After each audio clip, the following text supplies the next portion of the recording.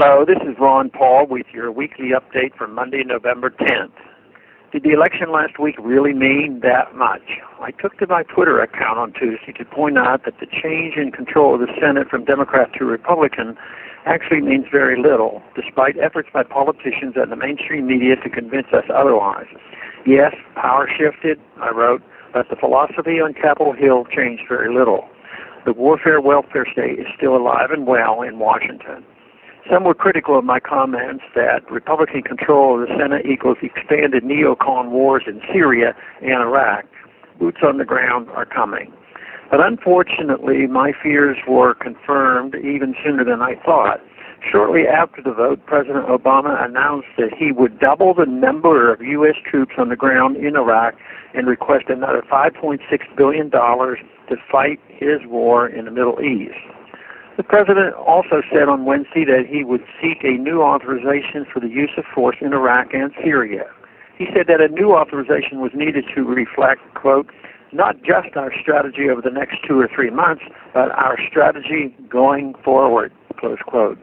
That sounds like boots on the ground in an endless war. Senate Democrats had been competing with Republicans over who would push a more aggressive foreign policy. This may explain their miserable showing on Tuesday. It is likely the honest anti-war progressives just stayed home on election night.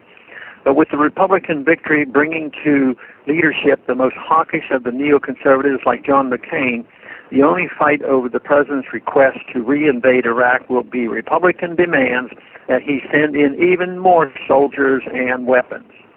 Likewise, the incoming Republicans in the Senate have expressed a foolhardy desire to continue resurrecting the Cold War.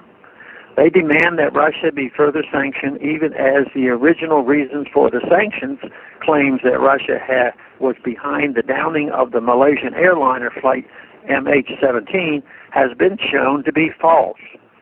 They want to send weapons to the U.S.-backed government in Ukraine, even though it will result in more civilians killed in East Ukraine.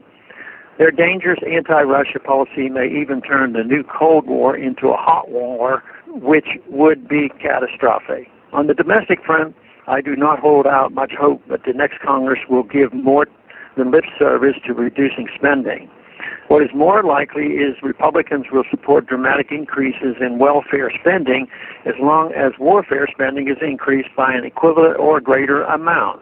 That is what is called compromise in Washington. One positive development from Tuesday is the slightly improved chances for a roll call vote on Audit the Fed.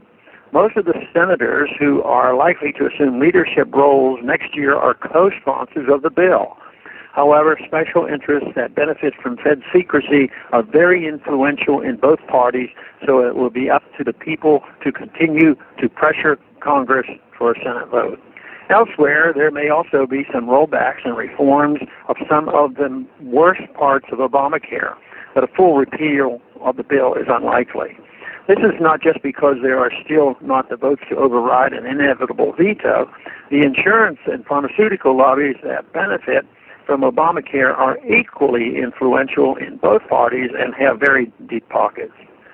I ended my comments on election night by pointing out that while it may have been an important election, it was not the most important ever. Ideas are what really count, and that is where we are winning. Thanks for calling this update. A new update is placed on this number, 888-322-1414, every Sunday. The written text can be found on my Ron Paul Institute website at www.ronpaulinstitute.org and on my Facebook page. Thanks for calling.